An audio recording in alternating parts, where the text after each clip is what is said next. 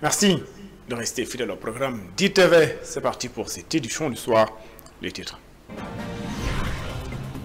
Enquête sur les risques environnementaux au Sénégal.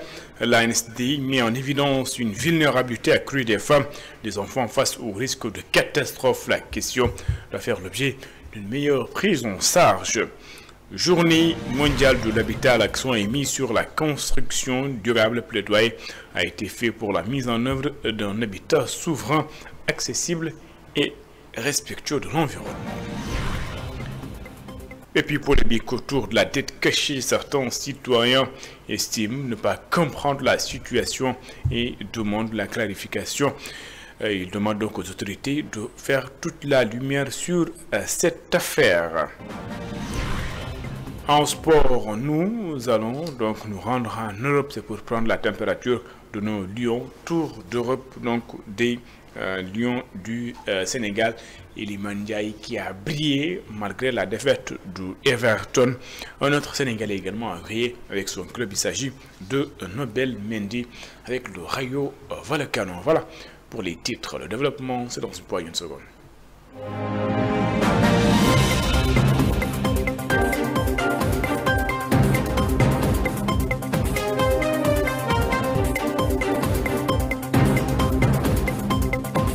Bonsoir et bienvenue. Atelier de restitution des résultats de la première enquête sur les risques environnementaux au Sénégal. Pour les responsables de l'agence, les résultats de l'enquête, pour les responsables de l'agence de l'ANSD, les résultats de l'enquête ont mis en évidence une vulnérabilité accrue des femmes, enfants et des personnes en situation de handicap face au risque de catastrophe. Ces résultats vont faire l'objet d'une prise en charge. Ndeya Alifal et Cheikh Ahmed Tidiane Diouf pour le compte rendu. Pour la première fois au Sénégal, les résultats de l'enquête sur les risques environnementaux ont été rendus publics. Selon le directeur général de l'ANSD, Agence nationale de la statistique et de la démographie, près de 8 personnes sur 10 vivent dans un environnement exposé à des risques environnementaux. L'ANSD présente une édition, la réalisation d'une enquête pionnière consacrée à la vulnérabilité au changement climatique et également aussi à la résilience des populations. Nous avons une frange assez conséquente de populations vulnérables. Je veux citer les femmes, les enfants et les personnes vivant avec un handicap. Nous avons considéré les populations qui vivent autour des décharges publiques. Nous avons considéré également les populations qui vivent avec un risque climatique. Représentant le ministre de l'Environnement et de la Transition écologique rappelle que le ministère veillera à ce que les résultats de cette enquête contribuent à la priorisation des risques dans la planification nationale et territoriale. La maîtrise de ces risques exige non seulement des interventions opérationnelles, mais surtout des informations objectives et actualisées permettant d'anticiper, de classer les vulnérabilités, de cibler les réponses et de mesurer les progrès. Le ministère de l'Environnement et de la Transition écologique veillera à ce que ces résultats alimentent la révision ou l'élaboration des instruments juridiques et normatifs et le renforcement du dialogue avec les bailleurs et partenaires internationaux. Présent en tant que partenaire stratégique de l'ANSD, ONU-Femmes s'est félicitée de ces enquêtes qu'elle juge très pertinentes, puisqu'elles fournissent pour la première fois des données chiffrées mettant en évidence les risques de catastrophes auxquels les femmes sont particulièrement exposées. Donc pour une première fois, nous avons des chiffres qui peuvent guider des politiques au niveau du Sénégal, mais qui montrent aussi, parce qu'au niveau des autres États de la sous-région, comment avoir des chiffres, comment pouvoir affiner des politiques publiques pour anticiper et gérer les risques environnementaux. Cette rencontre a été marquée par la célébration de la Journée mondiale de la statistique. Le thème de cette année, statistiques et données de qualité pour tous, une problématique mondiale dans le contexte actuel qui constitue une étape majeure dans la production de connaissances. Et il y a les célébrations de la Journée mondiale de l'habitat cette année. L'accent est mis sur la construction durable. Le plaidoyer a été fait pour la mise en œuvre d'un habitat souverain, accessible et respectueux de l'environnement. Catherine Sigandour et Mafalfal.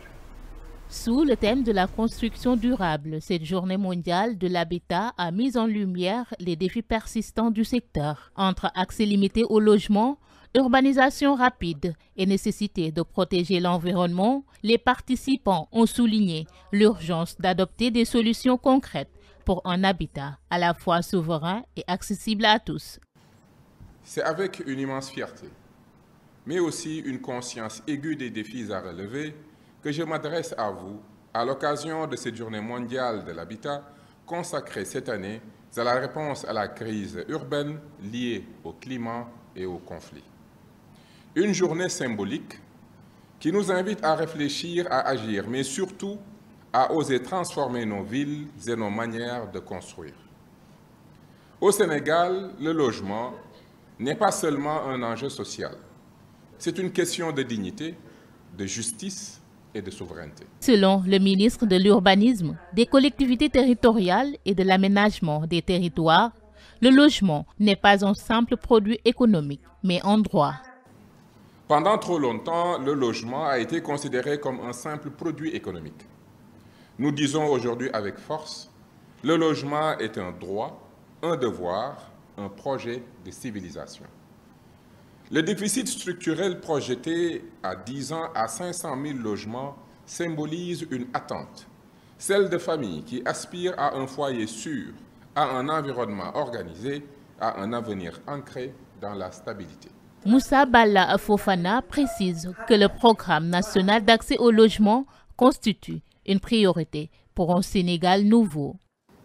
C'est pour répondre à cette attente que le président de la République, son Excellence, M. Bassirou Diomaye Diakhar Faye, a inscrit le programme national d'accès au logement et de renouveau urbain parmi les grandes priorités du Sénégal nouveau. Un programme structurant, conçu non seulement pour répondre à la demande sociale, mais aussi pour réorienter en profondeur notre modèle de développement urbain et économique. Ces échanges rappellent que la construction durable n'est pas seulement un enjeu technique, mais un véritable levier pour le bien-être et l'avenir de tous les Sénégalais. Les commerçants qui se sont établis le long du centre de santé de Mbour depuis 25 ans se sommet de quitter les lieux sur décision du préfet, conformément à la décision donc, de l'autorité supérieure. Donc ces commerçants estiment complètement, ils soutiennent que ces opérations de déguerpissement peuvent pousser les jeunes à reprendre la voie de l'émigration irrégulière à Mbour. Nous retrouvons Moutagakan et Moudba. Les commerçants qui occupent les 70 cantines qui jouxtent le côté latéral du centre de santé sont sommés de quitter les lieux. Très mécontents, ces derniers se disent pris au dépourvu. Ces commerces faisaient partie intégrante de la vie économique et sociale de la ville. Ils permettaient à de nombreuses familles de vivre dignement, de travailler honnêtement et de participer au développement local. Voir ces magasins détruire sans véritable concertation ni solution alternative pour les commerçants est une grande injustice. Ces hommes et ces femmes ne demandent qu'à gagner leur vie dignement, dans la paix et la légalité. Les déguerpir ainsi, sans accompagnement ni relogement, c'est porter un coup dur à toute une communauté. Ils soutiennent que ces opérations de désencombrement peuvent constituer une tentation pour les jeunes de reprendre le chemin de l'immigration irrégulière. Ce qui est clair, c'est que s'ils continuent ces opérations, tous les jeunes vont mourir dans la mer. La plupart d'entre eux pourront faire recours au banditisme. Celui qui ne connaît que le travail, qui est un responsable de famille, qui embauche même des travailleurs, ne mérite pas cet acharnement. Ils demandent aux autorités de faire preuve de compassion à leur égard. On ne construit pas une ville en détruisant le travail des plus modestes. Nous demandons aux autorités concernées de revoir cette décision, d'écouter les voix des commerçants et de proposer des solutions justes, humaines et durables. Ces commerçants qui encouragent le travail de désencombrement de la devanture du centre de santé défendent ne pas occuper la voie publique. Muntaga Kana Sébikotane, les attributaires de la série T protestent contre la décision du maire qui a interdit toute construction sur le lotissement Sébi-Gare. Il demande l'intervention des autorités pour qu'ils puissent trouver une solution à ce problème. Babacar Seck. Plus de 1000 attributaires de parcelles du lotissement de Sébi-Gare, série T, sont interdits de construction. Les propriétaires pointent du doigt le maire de Sébikotane qui, selon eux, veut faire du site une zone industrielle. Nous avons nos papiers administratifs et depuis 1 an, 2 ans plutôt, le maire nous a notifié qu'il a bloqué toute construction ou autre chose, disant qu'il va faire une extension de zone industrielle de la zone. Nous n'avons pas encore vu le bailleur. C'est lui l'intermédiaire entre nous et les bailleurs. Dans un premier temps, il nous avait proposé 1 500 000 de dédommagement. On avait refusé. Mais en réalité, on a compris que le maire, en réalité, n'a pas de bailleur. Depuis lors, nous sommes des mères de famille, des pères de famille. Nous courons derrière nos terrains et nous n'arrivons pas vraiment à avoir une satisfaction. Les constructions sont interdites, tout est interdit. Le collectif des attributaires de la série T demande aux services de l'État de prendre en charge leurs problèmes. Nous sollicitons le soutien des autorités, des ministres, des collectivités locales, de l'urbanisme et de l'environnement et des démembrements de l'État. Je veux nommer le gouverneur, le préfet, le sous-préfet, cadastre, impôts et domaines, service urbanisme, pour que nous disposons de nos parcelles et y ériger des maisons pour nos familles. Nous menons un combat pacifique et appelons tout le monde au respect de la loi et des règlements. Au-delà de ce litige, certaines populations de Sébi-Gare ne veulent pas de l'installation d'usines polluantes sur le site de la série T.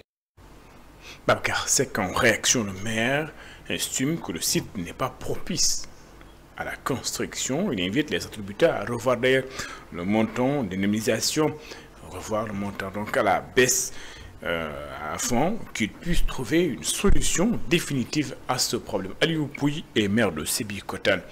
Nous l'écoutons.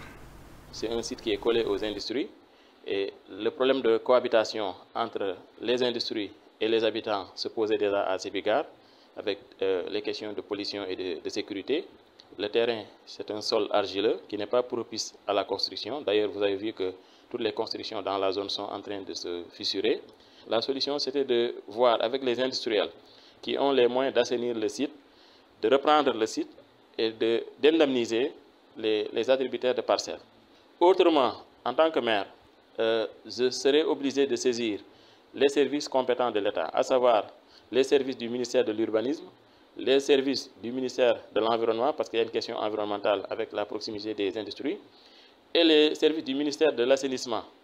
Parce que, comme je vous l'ai dit, la suspension des constructions sur ce site est une mesure de prévention des inondations. Je vais convier tous ces services-là à venir constater et à faire un arbitrage. Si après la visite, tous ces services constatent qu'on peut laisser les gens construire, je vais les laisser construire. Mais si après la visite également, tous ces services conviennent avec nous que ce site-là n'est pas un site édificant, personne ne peut y ériger une construction, on va maintenir la mesure de suspension jusqu'à ce qu'on trouve un repreneur qui va les indemniser et qui va reprendre le site pour un autre usage. Session décentralisée de l'école du parti. Le Parti socialiste sonne la mobilisation et appelle à la réunification de la famille politique de Senghor. À Thiès, les responsables et les jeunes ont répondu massivement. C'était en présence d'Isidore Alexandre Sen et Samba Fall. Aminata Mbengue Ndiaye et ses camarades ravivent la flamme socialiste. Une forte mobilisation à Thiès qui augure des lendemains meilleurs s'est réjouie. Abdoulaye Villane. Que durant la dernière décennie, nos pieds ont beaucoup frappé le sol dur des réalités. L'exercice qui nous réunissait aujourd'hui et qui fait que il est aisé de dire que le nouveau train du nouveau parti socialiste est en marche. Nouvelle perspective, offre politique. C'est en cela que le parti dans son ensemble s'est retrouvé à Thiès À l'entendre, les cellules départementales devront continuer le travail. Que les responsables de la région de Thiès, à travers le département de Mbour, le département de Tivaouane et le département éponyme de la région, qui est... Le secrétaire national à la communication et porte-parole du Parti socialiste pense que la famille politique de Léopold Sédar Senghor doit se réunir au nom de l'intérêt national. Clamé Aminata Mbengue Ndiaye et rendu hommage à Senghor, Abdou Diouf et Tanor. À l'unanimité, tout le monde a reconnu, fort et motivé, que l'ensemble des partis issus du PS, à défaut de pouvoir se retrouver dans la même maison mère, seront enthousiastes d'envisager l'avenir avec nous dans le cadre d'un partenariat intelligent.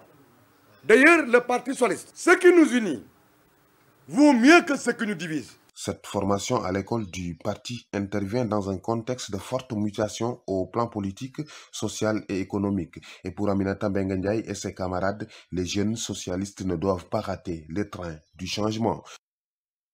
Dette cachée, le Parti socialiste exige la publication des rapports Forbes-Bazar et de l'IGF. Selon le porte-parole du Parti socialiste, le gouvernement a une obligation d'informer les Sénégalais des rapports jusqu'à là qui n'ont pas été rendus publics. Pour Abdoulaye Wilane, tous les ministres des Finances, des directeurs du budget qui ont été aux commandes sur la période concernée par le rapport donc de l'IGF doivent s'exprimer et éclairer la lanterne des Sénégalais. Abdoulaye Wilane, que je propose d'écouter, il est interrogé par Isidore Alexandre Séné-Samafal. Nous exigeons des dirigeants actuels plus de respect aux Sénégalais que de respect manifesté au FMI. Si le FMI doit savoir des choses pour pouvoir continuer à cheminer avec le Sénégal, les Sénégalais qui ont élu les dirigeants sont en droit d'avoir toutes les informations. Nous en appelons à une mobilisation des Sénégalais pour que tous les rapports y afférents soient publiés. Que ce soit des rapports issus de la Cour des comptes, ou des rapports issus de l'IGF, ou même le rapport issu du travail du cabinet Mazars. Les Sénégalais ont droit de le savoir. Ça ne doit pas être une affaire entre l'ancien président et le tenant du gouvernement actuel. Nous attendons de tous les hauts cadres, et ils sont nombreux et en vie. Le seul qui nous a quittés, c'est l'ancien ministre Moustapha Ba. Mais du directeur de la comptabilité, du directeur du Trésor, aux collaborateurs du ministère de la direction du budget, et toutes les ressources, toutes les mamelles, que ce soit la DGID, les douanes, le Trésor, il y a des cadres et d'anciens ministres qui doivent être libérés pour parler. Nous restons avec la dette cachée, le débat politique totalement focalisé sur cette dette cachée avec des positions contradictoires entre l'actuel et l'ancien régime, une polémique accentuée par la déclaration de la directrice générale du Fonds monétaire international qui parle également de dette cachée. Dans ce débat technique, beaucoup de citoyens se sont perdus, ce qui pousse certains d'entre eux à demander la clarification sur cette affaire. Elisabeth Grastine.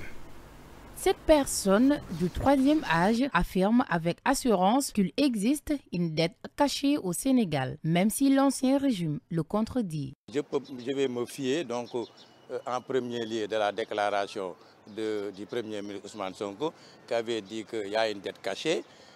En secondo, donc la Cour des comptes vient confirmer ça. En troisième lieu, le FMI vient confirmer ça. Donc je pense très bien que donc réellement il y a une dette cachée. Où le gouvernement sortant nie actuellement, c'est leur droit, c'est leur position. Il peut nier. Il peut nier. Qu'est-ce qu'il peut dire? Il va accepter ça. Ils n'accepteront pas jamais ça. Ce père de famille partage son avis. Il affirme qu'il ne peut se fier qu'au rapport du FMI jusqu'à la preuve du contraire. Les Sénégalais qui veulent croire ça, on n'a qu'à croire ça.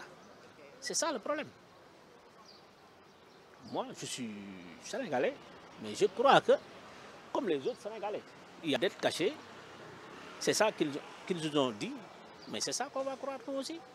Quant à ce jeune homme, il exprime ses doutes sur cette affaire. Il estime que s'il y a vraiment une dette cachée, on doit dire clairement dans quoi l'argent a été utilisé. En ce qui concerne la dette cachée, en tout cas, nous les citoyens sénégalais... Les Sénégalais veulent en savoir plus sur cette dette. Je ne sais pas si elle est réelle et si c'est le cas, où est passé l'argent? C'est ça en tout cas.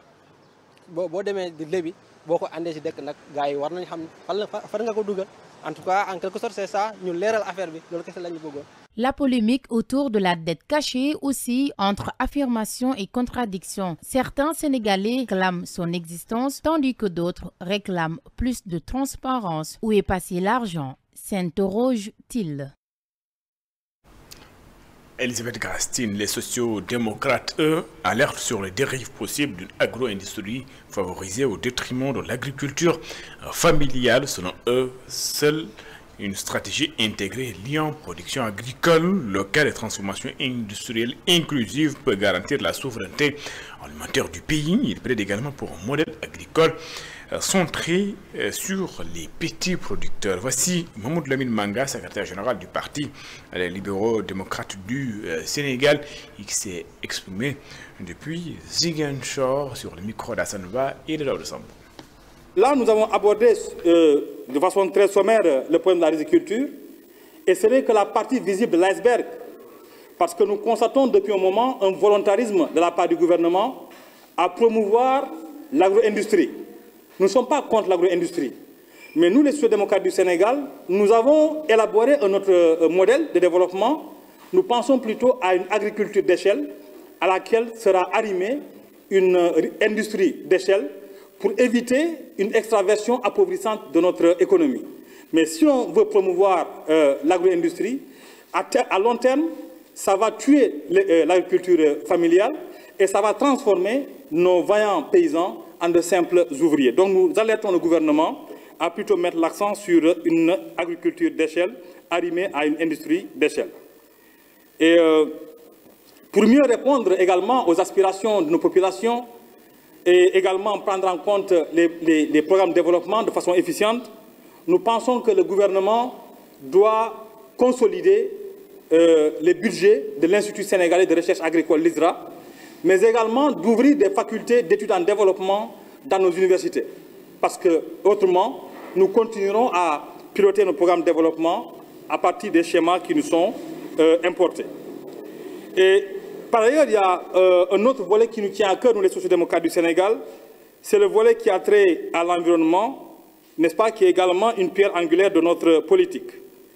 Et cette année-ci, comme vous l'avez constaté, nous avons planté 1340 arbres dans le Koubanao. Et nous sommes très loin de ces objectifs-là que nous fixons. Et ce que nous voulons en réalité, c'est de promouvoir ce qu'on appelle l'industrie forestière durable. Et puis dans le cadre de la campagne pré-COP30 au Brésil, les organisations communautaires de base de Bargny sont réunies pour partager sur la co-création des récits pour une justice climatique. Les jeunes volontaires pour l'environnement du Sénégal prônent l'accès à l'information des populations vulnérables au changement climatique et les enjeux de la COP30. Moussa Vou Aïssetou Gueye, chargé de programme à JVE Sénégal, est au micro de Babacar Seck. C'était un atelier de co-création, de narratifs, de plaidoyer sur les différentes thématiques portant sur l'érosion côtière, la justice climatique, la transition énergétique juste. Le but de cet atelier était de familiariser les différents participants sur les différentes techniques d'élaboration et de narratifs, mais aussi les étapes à prendre en compte dans le plaidoyer, les actions de plaidoyer à mener. Et par contre, la dernière activité, c'est-à-dire l'activité de l'après-midi, entre dans la campagne aussi pré-COP et a été réalisée sous forme de ndaje communautaire. On a vu la participation des femmes transformatrices, des commerçantes, des organisations, mais aussi des professionnels, et la municipalité aussi de Bargny était présente. Et donc, cette activité du soir avait pour objectif de faciliter l'accès à l'information, surtout concernant les COP, parce que nous sommes à une période pré-COP il y a beaucoup de campagnes qui se font. Donc on s'est dit que ces populations-là qui sont vulnérables au changement climatique doivent avoir accès à l'information et savoir aussi quels sont les enjeux de cette COP30. Les points qui ont été retenus portaient d'abord sur l'accès au financement, parce qu'on a vu que les pays africains, notamment le Sénégal, ils polluent moins et ils sont plus impactés par les changements climatiques. Et ce qui en est ressorti des échanges, que le financement est disponible, mais ce sont les procédures qui sont assez corsées. Et donc, il doit être allégé afin que ces communautés soient plus résilientes au changement climatique. Deuxième édition du Forum national de la jeunesse et du développement durable à l'initiative de l'association Renaissance. Objectif, accompagner les jeunes porteurs de projets. Un appel a été lancé à l'endroit des autorités pour promouvoir l'entrepreneuriat des jeunes. Elisabeth Rastine et Cheikh Ahmed Tidiane Diouf. Le président de l'association Renaissance a expliqué pourquoi ils soutiennent les initiatives des jeunes dans le domaine du développement durable. Essayer d'impacter positivement le quotidien des Sénégalais, de nos compatriotes au sens large. Avoir un impact positif. Donc, raison pour laquelle on s'est réunis. L'association compte aujourd'hui près de 3000 adhérents au Sénégal et dans sa diaspora. Nous sommes justement réunis dans ce sens pour œuvrer, apporter de l'impact. Nous avons 5 axes prioritaires: l'éducation, la santé, l'autonomisation des jeunes et des femmes, l'environnement et accès à l'eau potable dans les coins les plus reculés au Sénégal. Il a également présenté les ambitions de cette deuxième édition du Forum national de la jeunesse. Valoriser nos talents, leur donner de la visibilité, leur permettre d'agrandir leur carnet d'adresses, justement, qu'ils soient à la rencontre des potentiels partenaires techniques et financiers en vue de les accompagner dans le cadre de leurs projets. Mais également, c'est un cadre de rencontre, d'échange, de partage et de découverte. Ce qu'on souhaite, c'est qu'à l'issue de cette journée, que tout le monde reparte avec un esprit éclairé et éclairant. Il incite les jeunes à passer à l'action et à développer des initiatives concrètes pour un avenir plus durable. Comme le disait l'illustre président Nelson Mandela, on ne perd pas, soit on gagne, soit on a une expérience. Donc je lance un appel à toute la jeunesse de ce pays, à toutes les autorités, pas que la jeunesse. Il faut qu'on croie en nous, qu'on sache que le développement de notre cher pays est entre nos mains. Chacun a une contribution à apporter pour qu'on arrive au sommet. On peut y arriver, on a la matière, on a les ressources qu'il faut. Donc il suffit juste de s'unir autour de l'essentiel pour aller de l'avant. Nous, à travers Renaissance, justement, c'est cette modeste contribution que nous essayons d'apporter. L'association a lancé un appel aux autorités pour davantage de soutien. Elisabeth Rastine, parlons donc de la fièvre de la vallée du Rif. Plusieurs cas donc ont été recensés dans le pays. Pourtant, à certaines situations, certains citoyens ne sont pas informés. Selon eux, les campagnes de sensibilisation se font rares. Ils invitent le gouvernement à agir pour freiner la propagation de la maladie. Catherine Sigando est Barasso pour le reportage. Fièvre de la vallée du Rift, mpox, deux maladies qui inquiètent les autorités sanitaires, mais dont la population semble à peine informée. Sur le terrain, le constat est le même. Peu de campagnes, peu d'explications et beaucoup d'interrogations. Une situation qui fragilise la prévention et entretient la méconnaissance de ces maladies, pourtant bien réelles, selon ce jeune homme. Pour ce qui est de la maladie du vallée du Rift, j'ai vu que l'État n'a pas fait une communication qu'il doit faire. Et donc nous sommes dans un pays qui est un peu difficile. Donc l'État doit faire la communication qu'il faut. Ce père de famille, quant à lui, dit être bien informé sur ces maladies. Mais il reconnaît tout de même un manque de communication et appelle à une meilleure diffusion des messages de prévention. J'ai entendu parler de ces virus. Ça a commencé à Saint-Louis. Ce sont les animaux qui causent cela. Une personne peut contaminer une autre. C'est pour cela que ça se propage vite. Donc, on doit prendre des mesures. L'État doit commencer une campagne de sensibilisation pour stopper, mais aussi prévenir cette maladie. Selon nos interlocuteurs, Beaucoup de personnes ignorent encore comment se protéger de ces maladies, d'où la nécessité d'une vaste campagne de sensibilisation à l'échelle nationale. Donc on a vu que les écoles viennent d'ouvrir ses portes. Et une fois qu'on enregistre un premier cas dans les écoles, et ça va perturber tout et on recommence à zéro. Donc l'État doit prévenir la population, faire la communication qu'il faut. Donc c'était ça. Face à la menace silencieuse que représentent ces virus, informer devient tout aussi essentiel que soigner, des propos qui trouvent un large écho au sein de la population. Catherine Sigando, rend du sport dans cette édition, tour d'Europe de l'actualité des Lions. Iliman Ndiaye a été bon, mais cela n'a pas suffi, car son équipe Everton a été battue par Manchester City 2-0. Un autre Sénégal également qui a brillé. Il s'agit de Nobel Mendy avec son nouveau club, le Rayo Vallecano. Donc en Espagne, Pape Alassane Gueye a également joué avec le Villarreal. Bambodjan et Sambou Soumano se sont illustrés avec des buts avec leur club, le FC Lorient. Et puis d'autres Sénégalais qui n'ont pas pu s'illustrer, qui ont d'ailleurs perdu lourdement à l'image de Mori Diaw, battu 6-2 par l'Olympique de Marseille. Le portier du Havre n'a rien pu faire.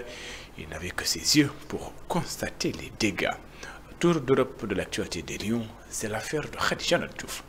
En Angleterre, les Sénégalais ont connu un week-end compliqué et malgré la belle prestation d'Iliman Ndiaye, Everton s'est incliné sur le score de 2-0 contre Manchester City. Crystal Palace d'Ismaïla Sarr a fait match nul sur le score de 3-partout face à Bournemouth. Tottenham a perdu à domicile contre Aston Villa sur le score de 2-1. Pape Matar Sarr a une fois de plus débuté sur le banc, soit pour la 3e fois consécutive. En Espagne, Villarreal a fait match nul face au Real Betis, 2-partout.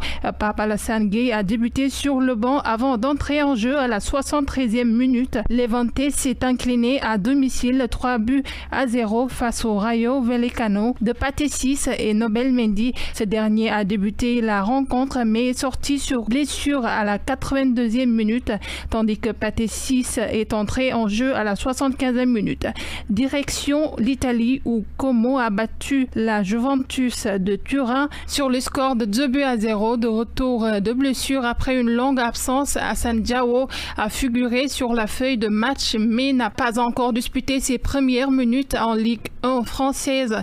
Les Sénégalais se sont illustrés. Nice d'Antoine Mendy et de Yehvan Diouf a battu l'Olympique lyonnais de Moussa Niakhaté par 3-2. À noter que Yehvan Diouf a arrêté un penalty à la 53e minute. Quant à Moussa Niakhaté, il a débuté sur le banc avant d'entrer en jeu à la 77e minute. Le Stade Rennais de Habib Beye a fait match nul contre Auxerre, 2-partout. L'équipe de Beye enchaîne ainsi un 4e nul consécutif. Lorient et le Stade brestois se sont quittés sur un score de 3-partout. Tous deux entrés en jeu à la 72e minute. Sambou Soumano a égalisé à la 89e minute pour une passe décisive de son compatriote sénégalais Bambadja. Direction la Belgique où l'Union Saint-Gilloise s'est imposée 3-1 face à Charleroi. Le Sénégalais Ousseynou Niang a marqué à la 48e minute avant de délivrer une passe décisive à la 73e minute.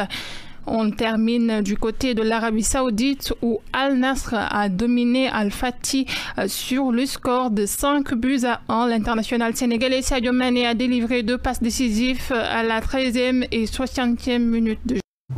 Khadija Nadjouf, merci. C'est la fin de cette édition. Merci de l'avoir suivi. Excellente suite de programme sur les antennes d'ITV. Je vous donne rendez-vous juste après cette édition pour votre émission. L'invité de la rédaction. L'invité de la rédaction reçoit ce soir Maïsar, secrétaire général du syndicat d'enseignants, le SADEF. Nous allons parler bien sûr du mouvement d'humeur des enseignants avec les débrayages et les grèves, mais également des réformes entamées par le ministère de l'Éducation nationale, introduction donc de l'enseignement de l'intelligence artificielle, l'anglais au primaire, mais également les langues nationales, planète, également entre autres sujets. À tout de suite.